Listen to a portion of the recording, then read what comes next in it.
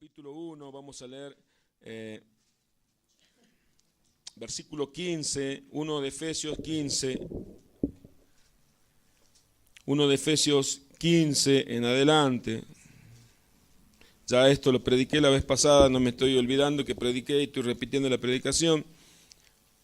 Del mismo versículo uno puede predicar muchas veces porque las riquezas de la palabra de Dios son inescrutables, incalculables.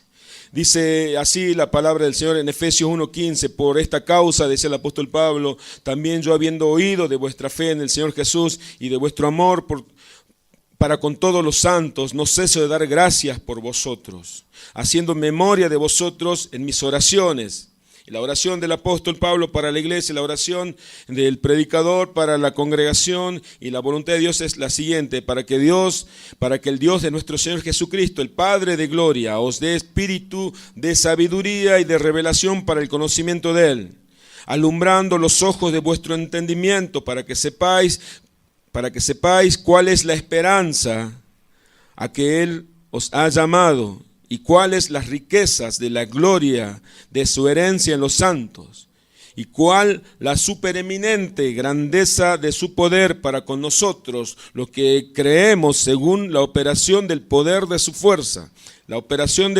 Según la operación del poder de su fuerza, el Espíritu Santo obrando, actuando, trabajando en cada uno de nosotros. Versículo 20, la cual operó en Cristo. ¿Cómo operó en Cristo? Resucitándole de los muertos y sentándole a su diestra en los lugares celestiales. Versículo 21, sobre todo principado y autoridad y poder y señorío y sobre todo nombre que se nombra no solo en este siglo, sino también en el venidero. Y sometió todas las cosas, diga todas las cosas, bajo sus pies y lo dio por cabeza sobre todas las cosas a la iglesia. Yo soy la iglesia, diga. Amén. No estés preocupado por el gobierno, no estés preocupado por la situación económica. Cristo está por sobre todo el gobierno. Amén.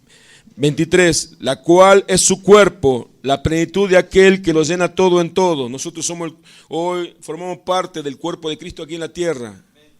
Cristo estaba aquí en la tierra lleno del Espíritu de Dios. Nosotros como iglesia estamos llenos del Espíritu Santo, llenos de la palabra de Dios.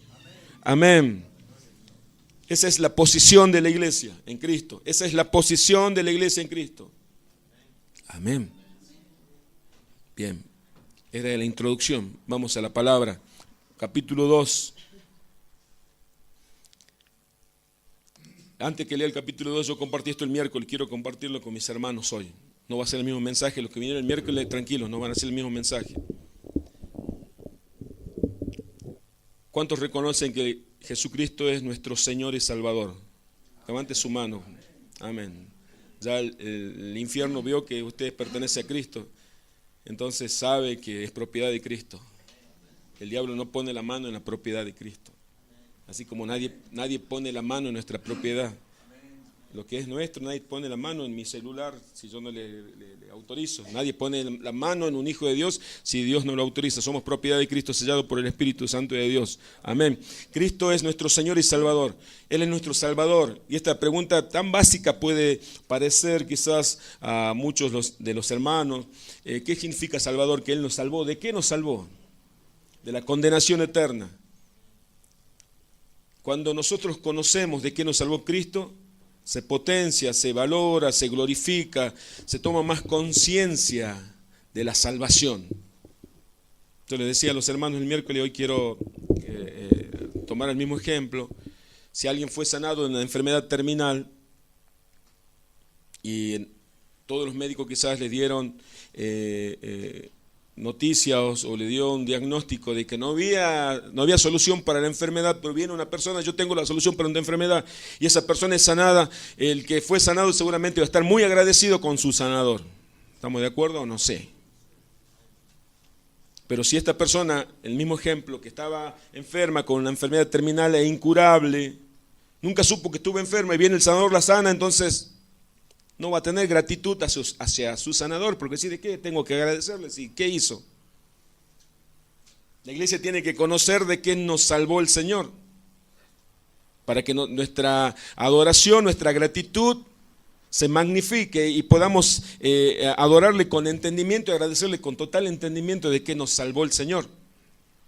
El Señor nos salvó de la condenación. ¿Cuál era nuestra condición antes de Jesucristo? Muertos. Hay algunas doctrinas que dicen, no, nosotros teníamos cierta habilidad como para elegir y buscar de Dios. La Biblia dice, no es verdad. Si yo tenía cierta habilidad para buscar de Dios, alguien puede decir, sí, yo buscaba de Dios. Del momento que alguien comenzó a buscar de Dios, es porque Dios lo resucitó. Es porque Dios permitió que lo buscase. No es que nosotros fuimos resucitados espiritualmente cuando quizás fuimos a la iglesia, porque a veces la obra de Dios comienza antes. Porque ¿por qué puedo aseverar esto? Porque la Escritura dice esto. Fíjese lo que dice Efesios capítulo 2, vamos a leer el versículo 1. Y Él os dio vida a vosotros cuando estabais muertos en vuestros delitos y pecados. Hasta allí nomás. Vamos a ir despacio, ¿vieron cuando hay una comida sustanciosa y rica? Uno dice, voy a comerlo despacio, voy a masticarlo despacio, vamos a deleitarnos despacio. Nuestra condición delante del Señor, no delante de los demás, no en mi familia, delante del Señor, ¿cuál era? Antes de Cristo, muertos, espiritualmente muertos por nuestros delitos y pecados, por causa de nuestro pecado. ¿Será por causa de nuestro pecado? Por causa de nuestra naturaleza pecaminosa, la naturaleza caída de Adán allá en el Edén, cuando Adán le desobedeció a Dios. Dice que nosotros no somos pecadores porque pecamos. Pecamos porque somos pecadores. Está pensando lo que le dije. Practicábamos el pecado porque nuestra naturaleza era pecaminosa. Nacimos con la naturaleza de Adán. Nacimos pecadores. Nacimos con maldad en nuestros corazones.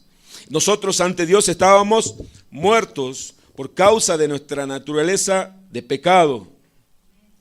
No, yo no estaba muerto, yo estaba vivo. Dios nos resucitó, ya vamos a ver más adelante. Un muerto no tiene habilidad, no tiene capacidad para hacer nada. No puede hacer nada. Todos vimos alguna vez un ser querido quizás muerto. Lo abrazábamos, lo sacudíamos y no reaccionaba. Les hablábamos y no reaccionaba. No podía hacer nada, obviamente. Yo quiero que podamos entender cómo estábamos delante de Dios muertos. No había posibilidad alguna de decir, Señor, ayúdame siquiera. Versículo 2, en los cuales anduvisteis en otros tiempos, siguiendo la corriente de este mundo, conforme al príncipe de la potestad del aire, el espíritu que ahora opera en los hijos de desobediencia. Lo voy a leer en el lenguaje más actual. El versículo 2, fíjese con su vista en su Biblia, en los cuales anduviste en otros tiempos, siguiendo la corriente de este mundo. Esta es la misma versión. Decía que anduvimos nosotros en otros tiempos, siguiendo la misma corriente de este mundo, dominados, gobernados por el príncipe de este mundo. ¿Quién es? Satanás. Antes, ahora ya no. Ese espíritu opera en los hijos de desobediencia, aquellos que no se sujetan a la voluntad de Dios. Así andábamos nosotros antes. Versículo 3. Dice, en los cuales, versículo 3.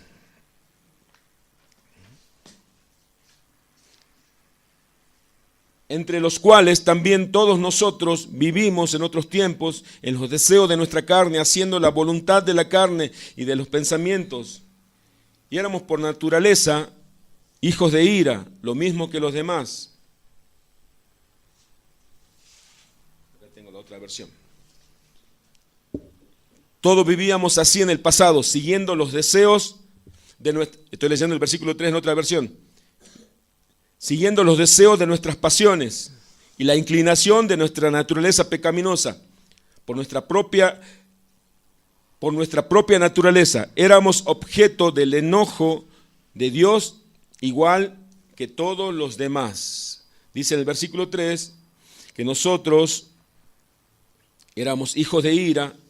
Hijos de ira significa que provocábamos el enojo de Dios. Estábamos vivos para el pecado, pero estábamos muertos para con Dios. Estábamos vivos y teníamos mucha habilidad para pecar y para provocar la ira de Dios, el enojo de Dios. La ira de Dios es la justicia de Dios, la ira de Dios es el enojo de Dios. Fíjese qué condición era la nuestra. Me está siguiendo, ¿no? ¿Cuál era nuestra condición delante del Señor? No solamente estábamos muertos para agradarle a Dios, para buscar a Dios o para hacer algo que le agrade a Dios, sino hacíamos todo lo opuesto a lo que Dios desea de nosotros, lo que Dios deseaba de nosotros. Provocábamos la ira de Dios con nuestras conductas, con nuestras acciones pecaminosas. Provocábamos el enojo de Dios. Versículo 4. Y aquí cambia todo. Versículo 4 dice así: pero Dios, que es rico en misericordia. Cuando dice ese pero es un cambio, dice acá cambia todo. Esa era tu condición, pero acá obra Dios. Pero Dios, que es rico en misericordia, por su gran amor con que nos amó. Pero Dios, que es rico en misericordia y que nos amó tanto, dice. Pero Dios es tan rico en misericordia que nos amó tanto. Esto me conmueve, realmente me conmueve. Yo le compartía esto ayer a los jóvenes, en la reunión de jóvenes, y yo podía ver las caras de los chicos que la primera vez que escuchaban esto quedaron impactados. Yo también quedé impactado con esta gran verdad, porque mi condición era la siguiente: muerto. No solamente muerto para agradarle a Dios, sino también con todos mis pecados, provocaba el enojo, la ira de Dios, pero Dios retuvo su ira y más que la ira de Dios pudo más el amor que Dios sentía por nosotros. Pero Dios, que es rico en misericordia, con el gran amor que nos amó, y nos amó tanto Dios, y te amó tanto Dios, y me amó tanto Dios. ¿Qué pasó cuando te amó Dios? Versículo 5. Aún estando nosotros muertos en pecado, nos dio vida juntamente con Cristo. Por gracia sois salvos. Dice en otra versión, a pesar que estábamos muertos por causa de nuestros pecados, nos dio vida cuando levantó a Cristo de los muertos. Es solo por la gracia de Dios que ustedes han sido salvados. Solamente por la gracia de Dios. ¿Qué es gracia? Es un regalo inmerecido. ¿Quién merecía la salvación? Ningún hombre de este mundo. ¿Pero por qué Dios te salvó? Porque Él te ama. ¿Y por qué te ama Dios? Porque Él quiere amarte. Porque Dios decidió amarte. ¿Qué hiciste para que Dios te ame de esa manera? Nada, absolutamente nada. Todo lo contrario. Pero Dios, el amor de Dios pudo más que su ira, que su enojo. El amor de Dios venció el enojo y la ira que Él sentía por nuestros pecados. Y nos dio vida juntamente con Cristo. En esa resurrección de Cristo también Él nos resucitó a nosotros. Ya no estábamos muertos. Cuando nosotros conocimos de Dios, el Evangelio llegó a nuestras vidas. La predicación del Evangelio llegó. El Espíritu Santo, por la obra solamente del Espíritu Santo, esta obra se la conoce como la obra monérgica, la única fuerza, no fue una fuerza conjunta entre Dios y el hombre, sino fue el poder de Dios obrando en cada uno de nosotros, porque estábamos muertos, no podíamos hacer nada, no podíamos ayudar a Dios, y nos resucitó, dándonos vida juntamente con Cristo. Dice y por gracia somos salvos. Tenemos que recordar que somos salvos por la misericordia, por la gracia, por el amor de Dios, no por nosotros. Dice el versículo 6, y juntamente con Él nos resucitó y asimismo nos hizo sentar en lugares celestiales con Cristo Jesús, para mostrar en los siglos venideros las abundantes riquezas de su gracia en su bondad para con nosotros en Cristo Jesús. Porque por gracia sois salvos por medio de la fe, y esto no es de vosotros, pues es un don de Dios, no por obra para que nadie se gloríe. Me encanta esta versión cuando dice en el versículo 9, la salvación no es un premio por las cosas buenas que hayamos hecho, así que ninguno de nosotros puede jactarse de ser salvo. La salvación no es una recompensa por nuestras acciones. La salvación que Dios nos ha dado no es una recompensa por algo bueno que podamos nosotros haber hecho, sino es un regalo de Dios por gracia. Gracia significa un regalo inmerecido. Por gracia somos salvos por medio de la fe. Y esa fe tampoco es de ustedes, esa fe vino de parte de Dios. Es más grande se aprecia cuando el Espíritu Santo nos ilumina nuestro entendimiento y la palabra de Dios es revelada por el Espíritu Santo de Dios. Nosotros podemos entender que la gloria solamente es de Dios. En esto tenemos gran diferencia con muchos hermanos, porque a veces la predicación cuando no es entendida la predicación, la sana doctrina, se enseña que intervino la voluntad de Dios y la voluntad del hombre. Pero alguien dice, yo elegí al Señor. Sí, pero cuando elegiste ya estaba resucitado por Dios. Todos los días nosotros elegimos al Señor. Nosotros elegimos seguirlo al Señor, pero lo elegimos porque ya no estamos muertos, estamos vivos, porque Él nos resucitó. Porque Él decidió resucitarnos espiritualmente, su Espíritu Santo. Ese es el nuevo nacimiento que habló el Señor, le habló a Nicodemo. Ese es el nuevo nacimiento que operó el Espíritu Santo en nosotros. Dice Juan 1:12, mas todos los que le recibieron, a todos los que creen en su nombre, le dio potestad de ser hechos hijos de Dios. Dice, continúa diciendo, los cuales no son engendrados de sangre, ni de voluntad de carne, ni de voluntad de varón, sino de Dios. La voluntad fue únicamente de Dios. No en cambio como cuando el esposo y la esposa dicen vamos a tener un hijo, hay voluntades encontradas. En este caso la voluntad fue de Dios, exclusivamente de Él. Dijo, este es mi hijo, yo quiero que seas mi hijo, te saco del reino de las tinieblas, te traigo al reino de mi luz admirable. Y nosotros hoy estamos y decimos, Señor, ¿por qué? ¿Por qué si yo merecía castigo? Porque con mis actos, con mis pecados provocaba tu enojo. ¿Por qué me salvaste? ¿Por qué me amás? Es por gracia, dice el Señor. ¿Pero por qué me salvaste? Porque te amo. ¿Y por qué me amás, Señor? El Señor dice, porque yo quiero amarte, yo decidí hacerlo, yo soy soberano. ¿Qué había en mí, Señor? Únicamente había en nosotros pecado, condenación. Nada bueno encontró en nosotros Dios porque estábamos muertos por todos nuestros pecados. Y Dios decidió en salvarnos. No es voluntad de hombre, no es voluntad de ningún varón, es voluntad exclusiva de nuestro Señor.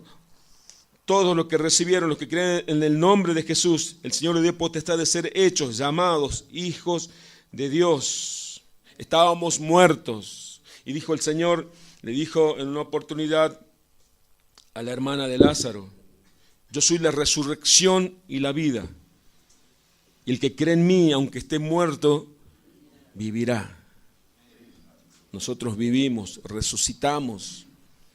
Hermanos, no olvidemos lo que leímos al comienzo de Efesios.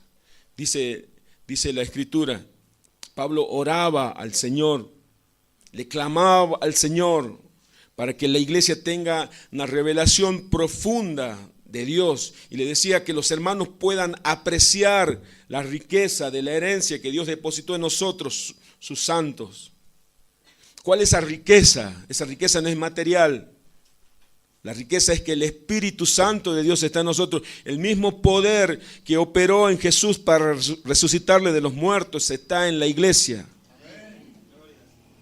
¿Usted lo cree? A ponerlo por obra, en práctica ese poder. A ponerlo por obra, en práctica. Dios hizo una obra de transformación en cada uno de sus hijos. ¿Cuántos recuerdan lo que decía el profeta Ezequiel? No lo busquen en Ezequiel 37 cuando habla del valle de los huesos secos. Nos llevó el profeta Ezequiel en el espíritu y le hizo recorrer un valle de huesos secos en gran manera. Y todos desordenados los huesos. Muchos huesos de seres humanos, secos ya años. Era imposible que ocurriera algún milagro con esos huesos. Entonces Dios le preguntó al profeta Ezequiel, hijo de hombre, ¿crees que estos huesos secos vivirán? El profeta le respondió, tú lo sabes, Señor. Y dice que, para resumir un poco la historia, de ese valle de huesos secos se convirtió en un gran ejército.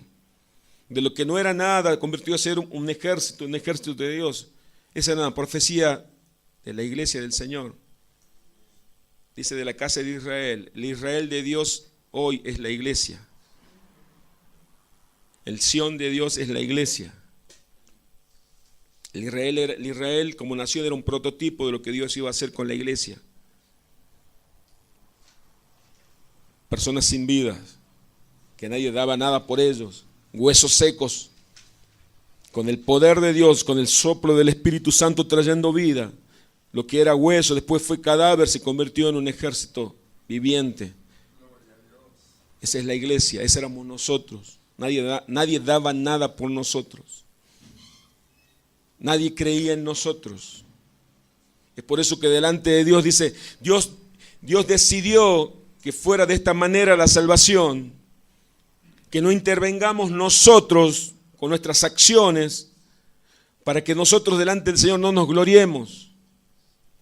Porque toda la gloria, para que toda la gloria sea del Señor. Allá en el cielo nadie va a poder decir, yo soy salvo porque hice tal cosa, yo soy salvo porque me cuidé, yo soy salvo porque esto, yo soy salvo porque hice lo otro, yo soy salvo porque el Señor decidió salvarme. La gloria es del Señor. Fíjese lo que dice, vayamos ahora sí a Apocalipsis 7. Apocalipsis 7.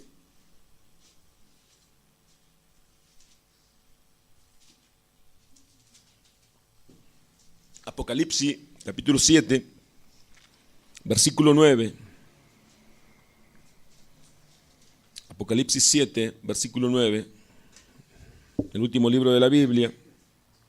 El apóstol Juan, cuando fue guiado, fue llevado en el Espíritu, tuvo una revelación, por eso se llama Apocalipsis. La palabra es revelación. Significa revelación, el velo es quitado, le dio a conocer el Señor a Juan para que escriba y hoy la iglesia podamos entender las cosas celestiales. Apocalipsis 7, 9 en adelante dice así, después de esto miré y aquí una gran multitud, la cual nadie podía contar, de todas las naciones y tribu y pueblo y lengua que estaban delante del trono. Y en la presencia del Cordero, vestido de ropas blancas y con palmas en las manos, y clamaban a gran voz diciendo, la salvación pertenece a nuestro Dios, que está sentado en el trono y al Cordero.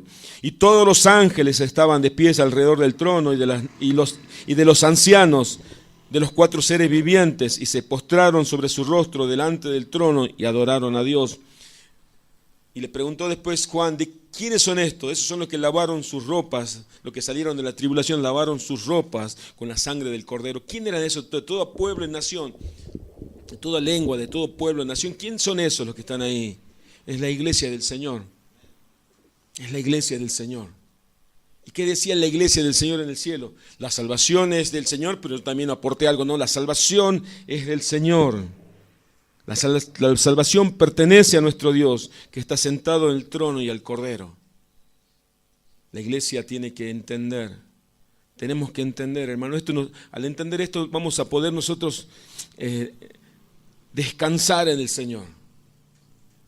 El que guarda tus pasos, el que guía tus pasos, es el Señor. Todo aquel que dice, bueno, yo hoy decido no seguirle al Señor, déjame que le diga algo con el temor del Señor. El Señor te va a traer a su presencia. Te va a traer con su palabra, te va a llamar con su espíritu. Y si tu corazón permanece duro, ese espíritu Dios te va a quebrar. Te va a quebrantar, con dolor nos trae el Señor. Yo puedo decir, hermanos, yo puedo dar testimonio de eso. Que cuando mi corazón se estaba endureciendo, enorgulleciendo, cuando mi corazón se estaba enfriando por el Señor, y yo decía, ¿cuál será la predicación? ¿Cuál será la palabra de Dios? ¿En qué día el Señor va a quebrar mi corazón? Yo sabía que mi corazón estaba pudiendo ser duro, se estaba enfriando por el Señor. Ya no ardía de pasión por el Señor. Y él pasaba una y otra cosa, yo no entendía y yo no entendía y no entendía hasta que Dios tuvo que quebrarme. Y me quebró. Y fue muy doloroso. Y fue muy angustiante. Una angustia profunda. Pero yo no pongo mi mirada en esa angustia ni en ese dolor. Yo pongo la mirada en el fruto, como dice su Escritura. Dice la palabra de Dios, porque ninguna disciplina es motivo de gozo, pero a su fin da un fruto de paz y justicia, un fruto apacible de justicia. Porque el Señor, al que lo toma por hijo, el que comenzó en la buena obra, Él es fiel en perfeccionarla hasta el día de Jesucristo, dice Efesios 1:6. El que comenzó la buena obra en nosotros, en cada uno de ustedes, Dios comenzó una obra de perfección. Dice Romanos 8:29, a los que llamó, los llamó con un propósito de ser formados, hechos conforme a la imagen de Jesucristo. Y va a terminar, el Señor va a concluir esa obra porque Él es fiel. Dice la palabra del Señor. Continuamos leyendo Efesios 2:9. No por obra para que nadie se gloríe. Volvamos a Efesios. Me voy a decirle que lo marque, pero ya lo encontró. Efesios 2:9.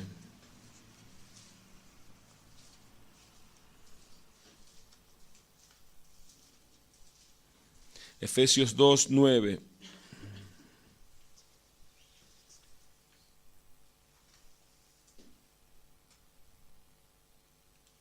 Efesios 2:9 dice así: la salvación no es un premio por las cosas buenas que hayamos hecho. Estoy leyendo otra versión. Así que ninguno de nosotros puede jactarse de ser salvo. La salvación no es una recompensa.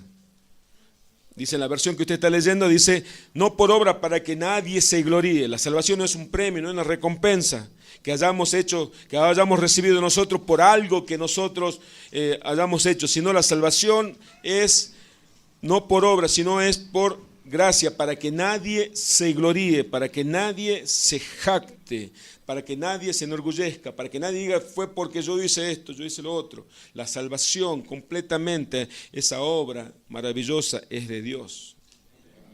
No es una fuerza conjunta, no es la acción mía y la de Dios, es de Dios solamente. ¿Está claro? ¿La iglesia tiene claro? Y después dice el Señor, andábamos según la corriente de este mundo. Andábamos según la voluntad del príncipe de las tinieblas. Hacíamos todo lo que le agradaba a Satanás y todo lo que le desagradaba a Dios. Así era nuestra conducta antes del Señor. Pero el Señor nos transformó, el Señor cambió, nos hizo nueva criatura. De modo, si alguno está en Cristo, nueva criatura es. Las cosas viejas pasaron y aquí todas son hechas nuevas, dice 2 Corintios 5:14, ¿verdad? Y ahora el Señor, ya estamos en el camino del Señor. Ya no hay, no estamos condenados, sino somos herederos de una salvación tan grande. ¿Y qué hacemos ahora? Efesios 2:10 dice lo siguiente: porque somos hechura suya, creados en Cristo Jesús para buenas obras, las cuales Dios preparó de antemano para que anduviésemos en ellas. Le leo en otra versión más clara: pues somos la obra maestra de Dios. Ahí le gustó más. Somos la obra maestra de Dios. Así te llama Dios, una obra maestra, perfecta. Así nos ve Dios a nosotros. No es que Dios está confundido, no es que Dios se autoengaña. Dios no ve eso como una obra maestra. Él nos creó de nuevo en Cristo Jesús. Somos nuevas criaturas en Cristo Jesús. Amén. Usted ya no es el mismo de antes. No, pero sí me dijeron a mí recién que yo soy igual que antes. No. No importa lo que digan los demás, acá le importa lo que dice Dios. Somos una nueva criatura, creados en Cristo Jesús. No, pero no es lo que veamos, no es lo que vean los demás. Dios está trabajando en nosotros. Dios sigue trabajando en nosotros, Dios sigue trabajando. ¿Y hasta cuándo será, Señor? Hasta que venga el Señor a buscarnos, hasta que partamos de este mundo. Somos una obra maestra de Dios, creados en Cristo Jesús. ¿Y para qué? Dios me hizo de nuevo. ¿Para qué? ¿Para qué? Dice, a fin de que hagamos las cosas buenas que Él preparó para nosotros tiempos atrás. Él preparó buenas obras para nosotros. ¿Cuáles serán las buenas obras? Que manifestemos nosotros. Como decía el Salmo 40, verán esto muchos, temerán al Señor y creerán cuando vean lo que Dios hizo con nosotros, los frutos que vamos a mostrar a los demás. ¿Cómo éramos antes y cómo somos ahora? Antes andábamos en la carne, ahora andamos en el Espíritu. Antes nos deleitábamos en el pecado, ahora el pecado nos estorba. Antes yo podía vivir sin Dios, ahora yo no puedo vivir sin Dios. Antes yo jamás iba a abrir una Biblia, leerla, ahora no puedo dejar de leer la Biblia. Antes yo jamás oraba a Dios, ahora yo no puedo dejar de orar. No puedo dejar de depender de Él. Ahora me compadezco con el dolor de los demás. Antes me daba igual que los demás sufran. Solo me preocupaba mi persona. Antes se manifestaba las obras de la carne, ahora se manifiestan las obras del Espíritu. Dice Gálatas, busquen su Biblia rápidamente, compartimos la cena del Señor hoy, Gálatas 5, está atrás de Efesios, se da unas vueltas, unas hojitas, está Gálatas 5, no tiene que irse lejos. Gálatas está antes del libro de Efesios, Gálatas 5, 19.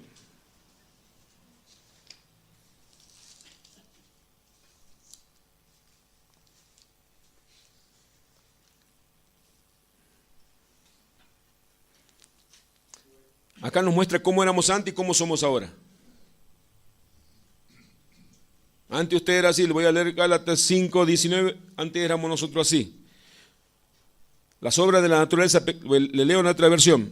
A ver, le leo primero en la versión que tiene usted, 5, 19. Dice, y manifiestas son las obras de la carne, que son adulterio, fornicación, inmundicia, lascivia, idolatría, hechicería, enemistades, pleitos, celos, iras, contiendas, disensiones, herejías, envidias, homicidios, borracheras, orgías y cosas semejantes a estas, acerca de las cuales os amonesto, que ya, como ya os he dicho antes, los que practican tales cosas no heredarán el reino de Dios. Leo la versión más actual. Las obras de la naturaleza pecaminosa se conocen, estoy leyendo Gálatas 5:19 nuevo, se conocen bien: inmoralidad sexual, impureza, libertinaje, idolatría, brujería, odio, discordia, celos, arrebatos de ira, rivalidades, disensiones, sectarismo y envidias, borracheras, orgías y otras cosas parecidas. Les advierto ahora, como antes lo hice, que los que practican tales cosas no heredarán el reino de Dios. Los que practican esas cosas no van a ir al cielo cuando mueran. Cuando practicar como un deporte, un hábito constante, no me molesta. Todas las cosas que leímos, esta serie de cosas que antes nosotros las practicábamos. Algo de esto practicábamos antes, dice la palabra de Dios, pero ahora ya no nos deleitamos en ninguna de estas cosas.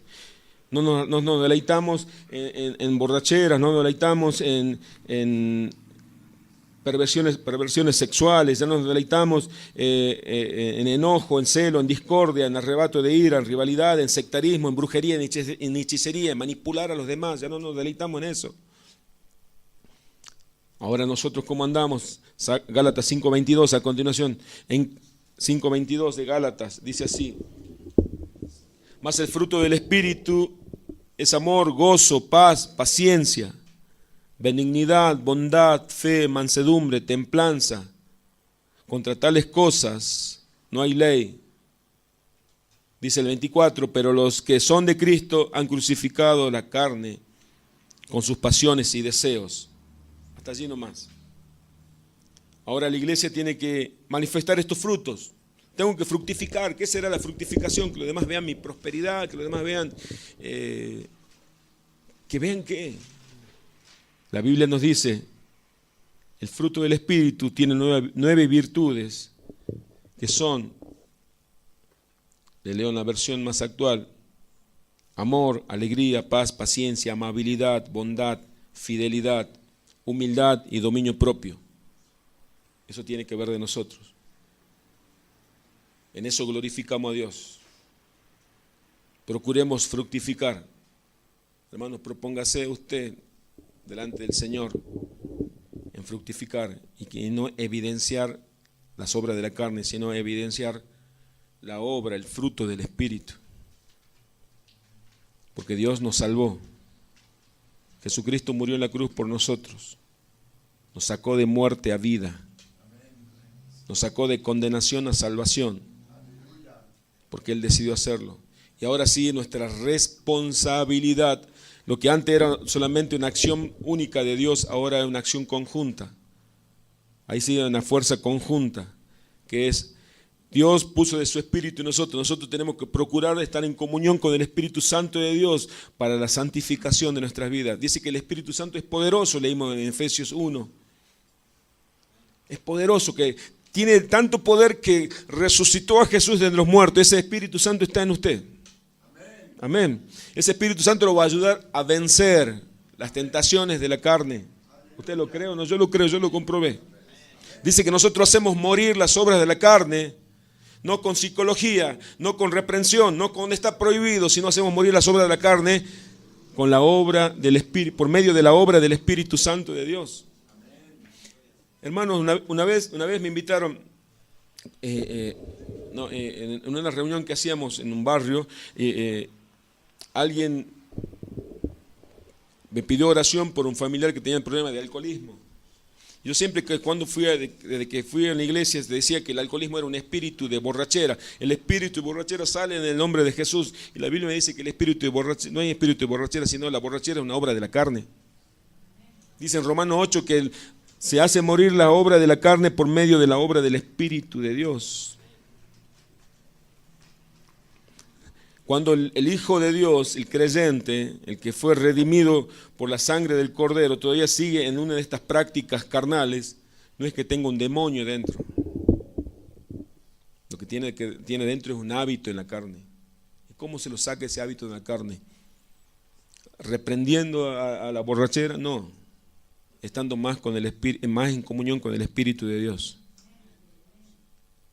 Cuando usted más esté en comunión con el Espíritu Santo de Dios, cuando más palabra de Dios haya en su vida y más rendición haya delante de la presencia de Dios en la oración no hay otro método de oración.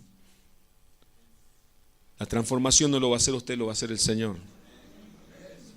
Lo que nos toca a nosotros, hermano, es rendirnos delante de Él. El resto lo hace el Señor. Todo lo que me cuesta en la carne, Dios lo hace posible. Lo que para el hombre es imposible, para Dios es posible. ¿Por qué? Dice el Señor, yo te di mi espíritu. Mi espíritu tiene tanto poder. Eso Pablo pedía al Padre que les revele a los hermanos. Tiene tanto poder el Espíritu de Dios que Él resucitó a Jesús de los muertos. ¿Cómo no va a vivificar tu cuerpo mortal? ¿Cómo no te va a sanar de esa enfermedad? ¿Cómo el Señor no te va a quitar de ese vicio? ¿Cómo el Señor no va a quitar esa debilidad? ¿Cómo el Señor no lo va a hacer? Yo creo que lo va a hacer.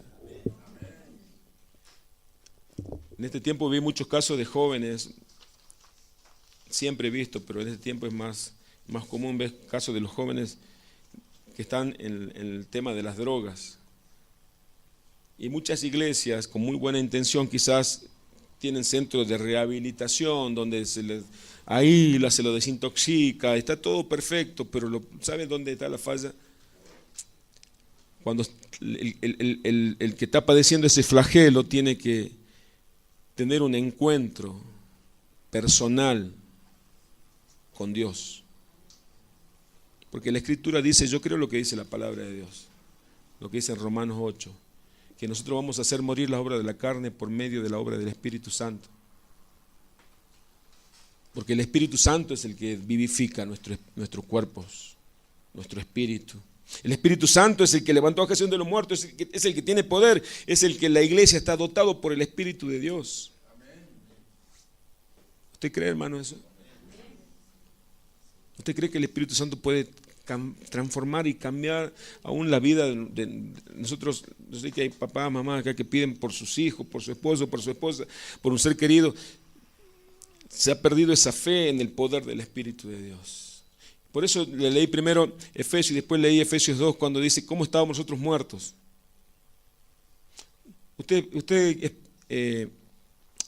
Fortalecemos nuestra fe cuando vemos un milagro. ¿Sabe cuál es el milagro mayor que usted vio?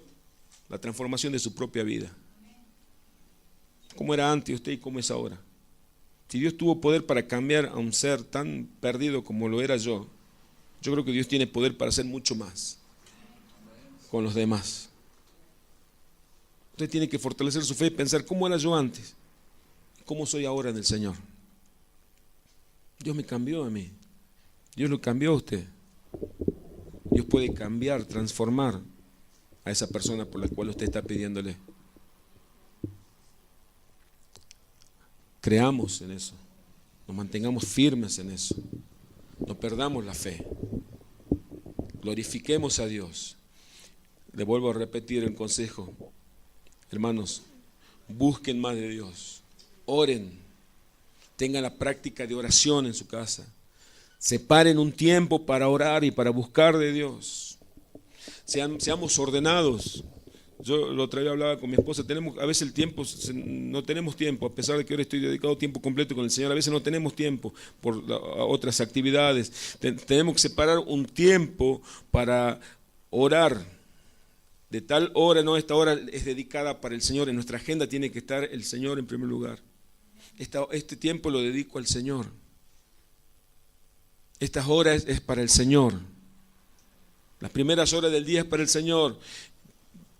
Las últimas horas del día voy a dedicarle al Señor en oración. Voy a agradecerle al Señor, voy a buscar la voluntad de Dios en oración. Voy a renovar mi pensamiento en oración. Voy a agradecerle al Señor por lo que Él hizo. Oración y ayuno. Programen un día en la semana para ayunar y buscar al Señor, para leer su palabra. No, eso lo hacían antes. Eso lo hacían antes, la iglesia de Antioquía quizás. Eso lo hace la iglesia. Eso es para la iglesia. Antes de terminar con la predicación, quiero que quede la inquietud que le puse a usted recién. Hermanos, vamos a hacer lo siguiente, si seguimos, yo sé que van a seguir viniendo más hermanos, porque los sábados tenemos una reunión con los chicos, con los jóvenes, y están viniendo jóvenes, y cuando estaba en la semana, estaba orando el Señor, Dios me puso algo en mi mente y mi corazón, que van a venir muchos jóvenes. ¿Saben por qué? Porque los jóvenes van a hablar a otros jóvenes.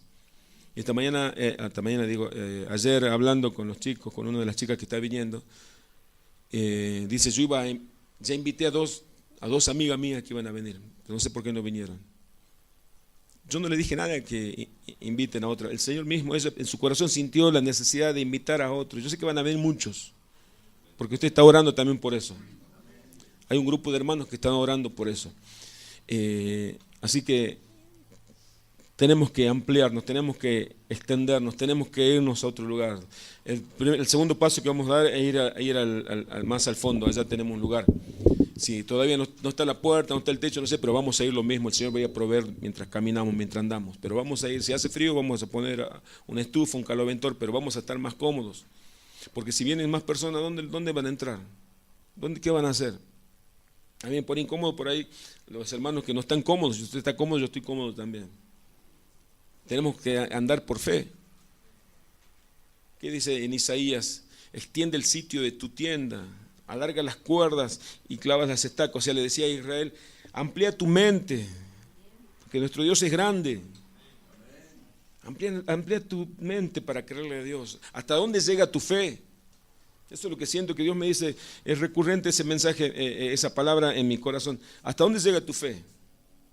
Yo tengo fe para creer que Dios me provee y que yo puedo servirle tiempo completo en este tiempo, en estos 4 meses. Dios me está proveyendo para mis necesidades. Le doy gracias al Señor. El Señor, pero no quiere que me quede ahí, no quiere que usted se quede así como está. Extendámonos.